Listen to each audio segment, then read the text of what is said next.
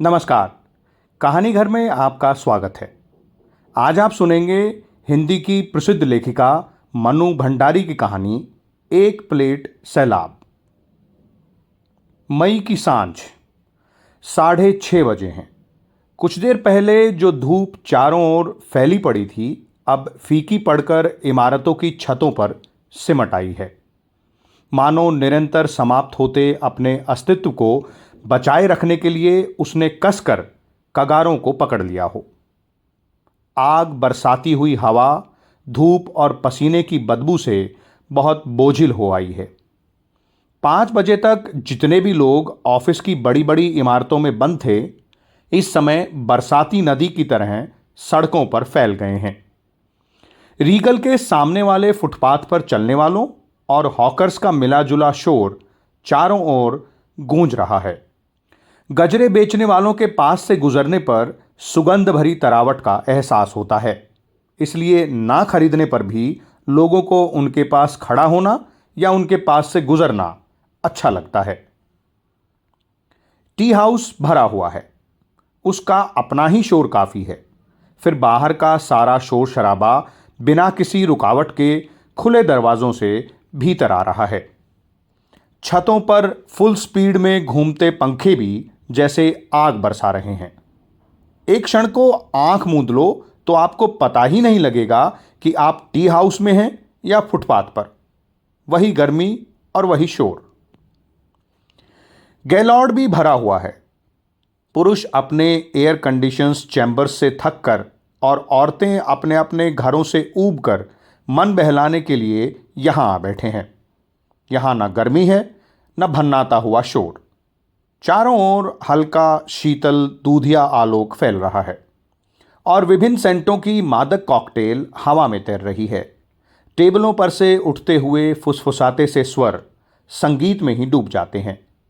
गहरा मेकअप किए डायस पर जो लड़की गा रही है, उसने अपनी स्कर्ट की बेल्ट खूब कसकर बांध रखी है, जिससे उसकी पतली कमर और भी पतली दिखाई दे रही है और उसकी तुलना में छातियों का उभार कुछ और मुखर हो उठा है।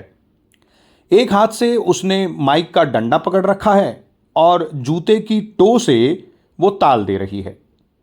उसके होठों से लिपस्टिक भी लिपटी है और मुस्कान भी। गाने के साथ साथ उसका सारा शरीर एक विशेष अदा के साथ झूम रहा है।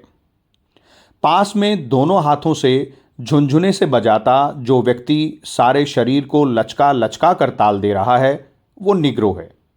बीच बीच में जब वो उसकी ओर देखती है तो आंखें मिलते ही दोनों ऐसे हंस पड़ते हैं मानो दोनों के बीच कहीं कुछ है।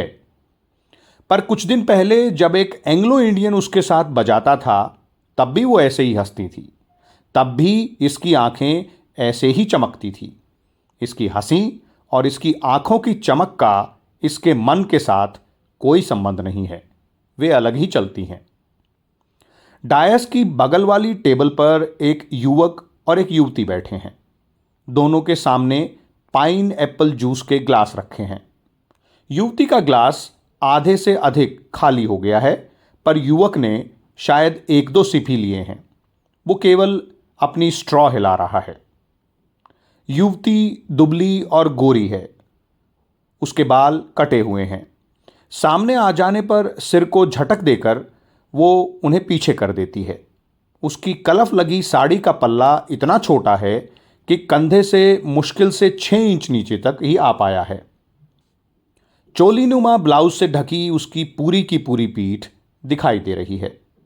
युवक बहुत ही मुलायम स्वर में पूछता है, तुम कल बाहर गई थी? बाएं हाथ की लंबी लंबी पतली उंगलियों से ताल देते देते ही वो पूछती है, क्यों? युवक ने कहा, मैंने फोन किया था। युवती ने पूछा, अच्छा, पर किस लिए? आज मिलने की बात तो तय हो ही गई थी। यूं ही तुमसे बात करने का मन हो आया था। ये कहते हुए युवक को शायद उम्मीद थी कि उसकी बात की युवती के चेहरे पर कोई सुखद प्रतिक्रिया होगी, पर वो हल्के से हंसती। युवक उत्तर की प्रतीक्षा में उसके चेहरे की ओर देखता रहा, पर युवती का ध्यान शायद इधर उधर के लोगों में उलझ गया था। इस पर युवक खिन्न हो गया। वो युवती के मुंह से सुनना चाह रहा था कि वो कल विपिन के साथ स्कूटर पर घूम रही थी। इस बात के जवाब में वो क्या क्या करेगा ये सब भी उसने सोच लिया था, और कल शाम से लेकर अभी युवती के आने से पहले तक उसको कई बार दोहरा भी लिया था। पर युवती की चुप्पी से सब गड़बड़ा गया। वो अब शायद समझ ही नहीं पा रहा था कि बात की शुरुआत कैसे करे। बालकनी की ओर देखते हुए युवती के मुंह से निकला, ये सारी की सारी बालकनी किसने रिजर्व करवा ली? बालकनी की रेलिंग पर एक छोटी सी प्लास्टिक की सफ़ेद तख्ती लगी थी जिस पर लाल अक्षरों में लिखा था रिजर्व्ड। युवक ने सिर झुकाकर एक सिप लिया और बोला, मैं तुमसे कुछ बात करना चाहता हूं। उसकी आवाज़ कुछ भारी हो आई थी, जैसे गला बैठ गया हो। युवती ने सिप लेकर अपनी आंखें युवक के चेहरे पर टिका दी। वो हल्के हल्के मुस्कुरा रही थी और युवक को उसकी मुस्कुराहट से थोड़ा कष्ट हो रहा था। वो झिझकते हुए स्वर में बोला, देखो, मैं इस सारी बात में बहुत गंभीर हूं। गंभीर? युवती खिलखिला पड़ी तो उसके बाल आगे को झूल आए। सिर झटककर उसने उनको पीछे किया और फिर बोली, मैं तो किसी भी चीज़ को गंभीरता से लेने में विश्वास ही नहीं करती। ये दिन तो हंसने खेलने के हैं, हर चीज़ को हल्के फुल्के ढंग से लेने के। गंभीरता तो बुढ़ापे की निशानी है। बूढ़े लोग मच्छरों और मौसम को भी बहुत गंभीरता से लेते हैं, और मैं अभी बूढ़ा नहीं होना चाहती। ये कहकर उसने अपने दोनों कंधे जोर से उचका दिए। फिर वो गाना सुनने में लग गई। युवक का मन हुआ कि वो उसकी मुलाकातों और पुराने पत्रों का हवाला देकर उससे अनेकों बातें पूछे, पर बात उसके गले में ही अटक कर रह गई और वो खाली खाली नज़रों से इधर उधर देखने लगा। उसकी नज़र रिजर्व्ड की उस तख्ती पर जा लगी। एकाएक उसे लगने लगा जैसे वो तख्ती वहाँ से उठकर उन दोनों के बीच आ गई है और प्लास्टिक के लाल अक्षर नियॉन लाइट के अक्षरों की तरह टिमटिमाने लगे हैं। तभी गाना बंद हो गया और सारे हॉल में तालियों की गड़गड़ाहट गूंज उठी। गाना बंद होने के साथ ही लोगों की आवाज़ें धीमी हो गई। पर हॉल के बीचों बीच एक छोटी टेबल के सामने बैठे एक स्थूलकाय खद्दरधारी व्यक्ति का धारा प्रवाह भाषण स्वर के उसी स्तर पर जारी रहा। सामने पतलून और बुशर्ट पहने एक दुबला पतला सा व्यक्ति उनकी बातों को बड़े ध्यान से सुन रहा था। उनके बोलने से थोड़ा थोड़ा थूक उछल रहा है, जिसे सामने वाला व्यक्ति ऐसे पहुंचता है कि उन्हें मालूम ना हो, पर उनके पास शायद इन छोटी मोटी बातों पर ध्यान देने लायक समय ही नहीं है। वे मूड में आए हुए हैं और बोलते हैं, गांधी जी की पुकार पर कौन व्यक्ति अपने को रोक सकता था भला?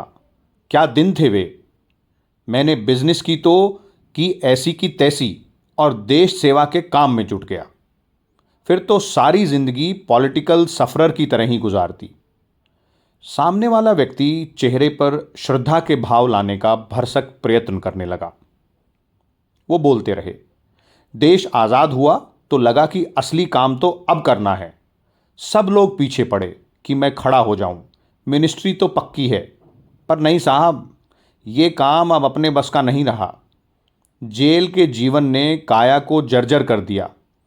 फिर ये भी लगा कि नवनिर्माण में नया खून ही आना चाहिए।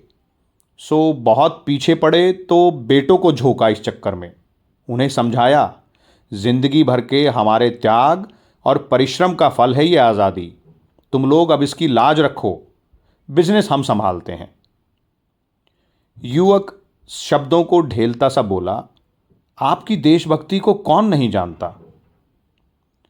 उन्होंने संतोष की एक डकार ली और जेब से रुमाल निकालकर अपना मुंह और मूंछों को साफ किया।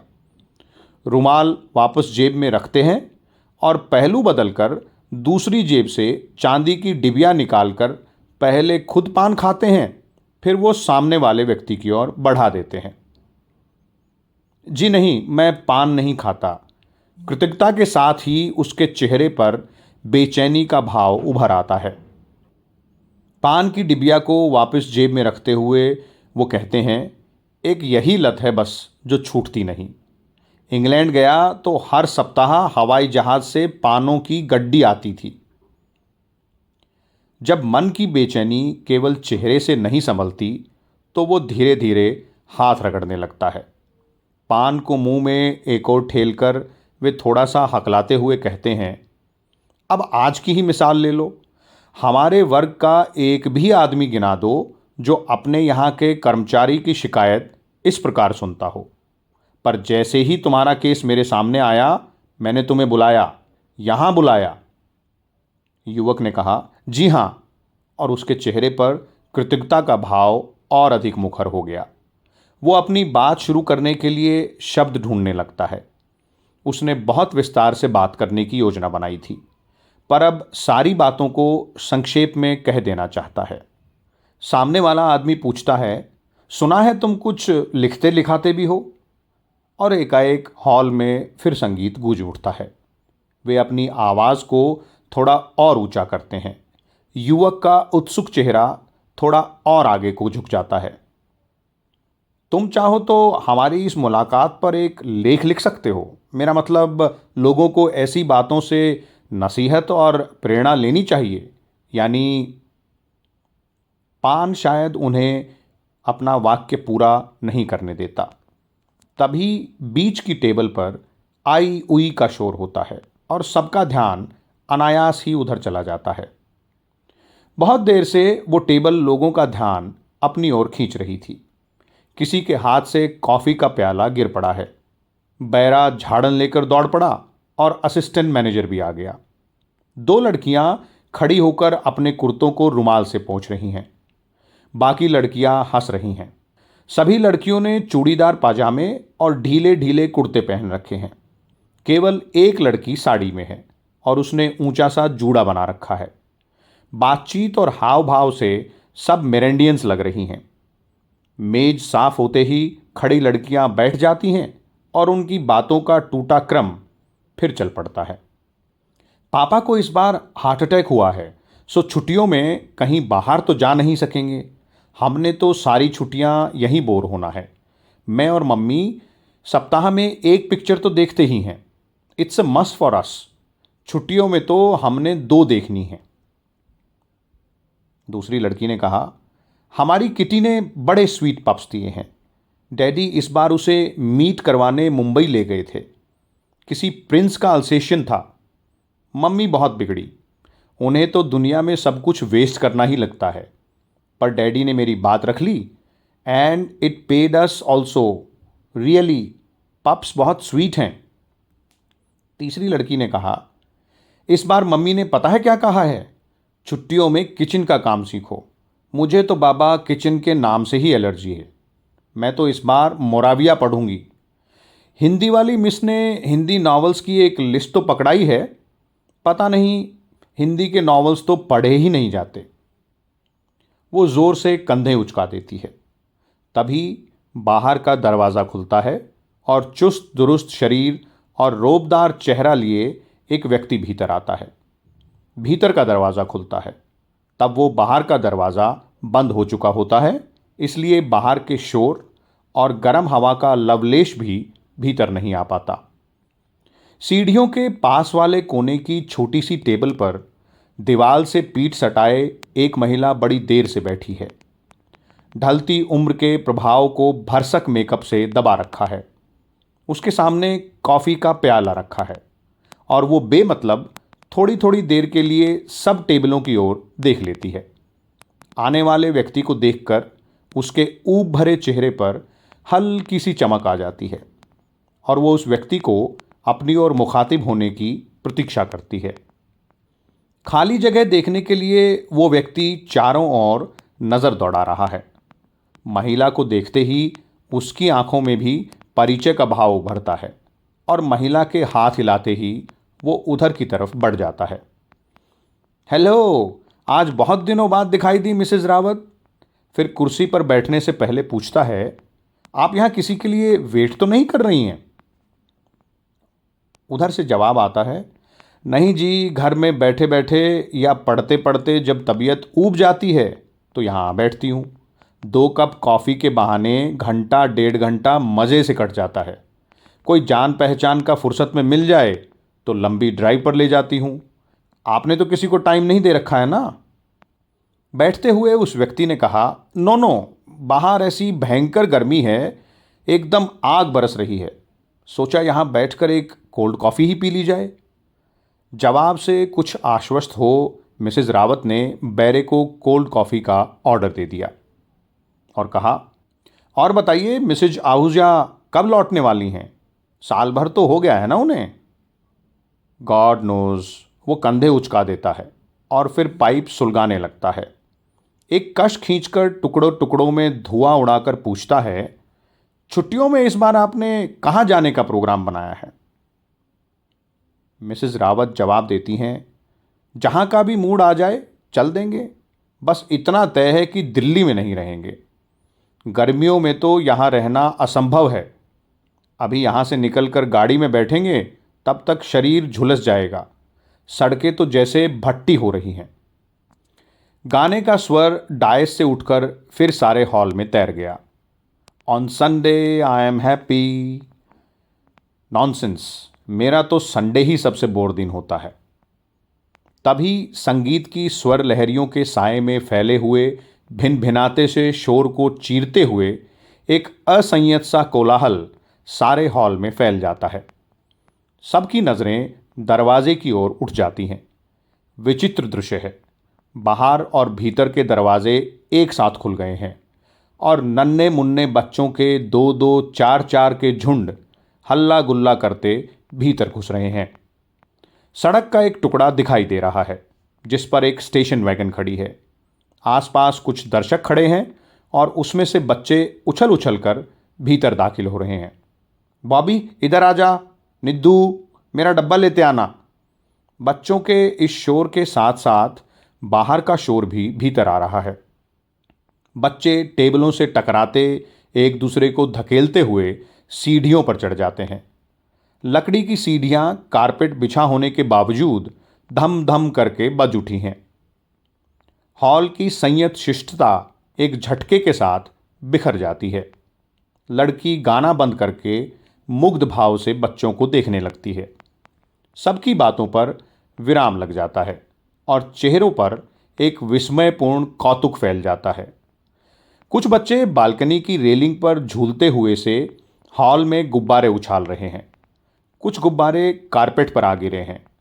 कुछ कंधों पर सरों से टकराते हुए टेबलों पर लुढ़क रहे हैं तो कुछ बच्चों की किलकारियों के साथ साथ हवा में तैर रहे हैं। नीले, पीले, हरे, गुलाबी। कुछ बच्चे ऊपर उछल उछल कर कोई नर्सरी राइम गाने लगते हैं तो कोई लकड़ी का फर्श धम धम बज उठता है। हॉल में चलती फिल्म जैसे अचानक टूट गई है। आप सुन रहे थे हिंदी की प्रसिद्ध लेखिका मनु भंडारी की लिखी कहानी एक प्लेट सैलाब। ऐसी ही और रोचक और बेहतरीन रचनाओं के लिए जुड़े रहिए कहानी घर के साथ और हमारा चैनल सब्सक्राइब कीजिए। नमस्कार, धन्यवाद।